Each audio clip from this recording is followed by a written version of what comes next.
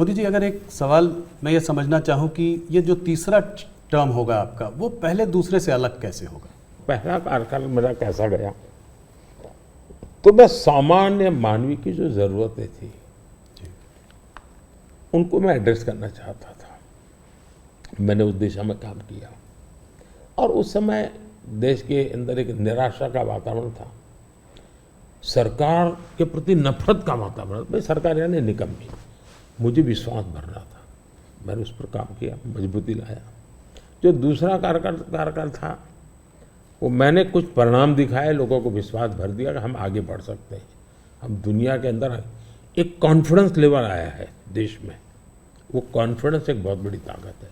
अब आगे जो मेरा कार्यकाल है, मुझे ये जो हताशा में से विश्वास में परिवर्तित हुआ, आकांक्षा में परिवर्तन हुआ, जो एस्पिरेशंस के अंदर परिवर्तित हुआ, अब मुझे देश को तीसरी आर्थिक महाशक्ति बनाना है। लेकिन ये जब मैं 11 से 5 पे लाया, उसी की कंटिन्यूटी है जी। ये मैं 5 वर्ष और निकम्मा और 3 वाला अच्छा, ऐसा नहीं हो सकता जी। तो पहले मनमोहन सिंह के समय पर 11 तक थे, हम जोर लगा करके 5 पर ले आए, अब जोर लगा करके 3 पर ले जाएंगे। तो हम हर चीज़ में कंटिन्यूटी करना चाहते हैं। अब जैसे बिजली, हमने बिजली पहुंचाने का बड़ा अभियान चलाया, बिजली पहुंचा दी।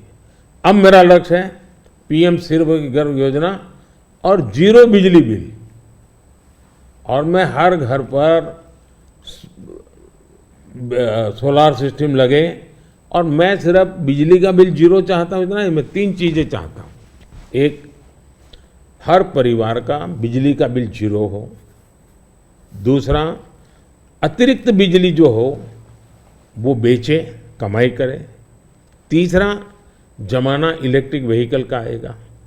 मुझे आत्मनिर्भर होना है एनर्जी के सेक्टर में, और इसलिए मैं चाहूँगा जिसके पास भी स्कूटी हो, मोटर हो, जो भी हो, उसका चार्जिंग अपने घर में ही हो जाए और सोलार से हो जाए।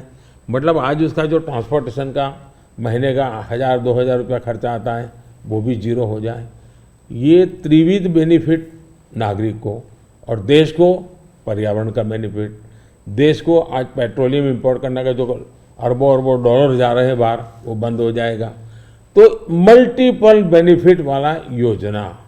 अब जैसे स्टार्टअप हब, मैन्युफैक्चरिंग हब बनाना है, मुझे इनोवेशन हब बनाना है, यानी मैं एक बिल्कुल नए एरिया पर देश को ले जाना चाहता हूँ, और बड़े कॉन्फिडेंस का, और विजन मेरा क्लियर है, मुझे कोई दुविधा नहीं। मेरे पास तय है नेक्स्ट 100 डेज में, 4 जून के बाद 100 डेज में मुझे क्या काम करना है, अभी से मेरे पास क्लियर है।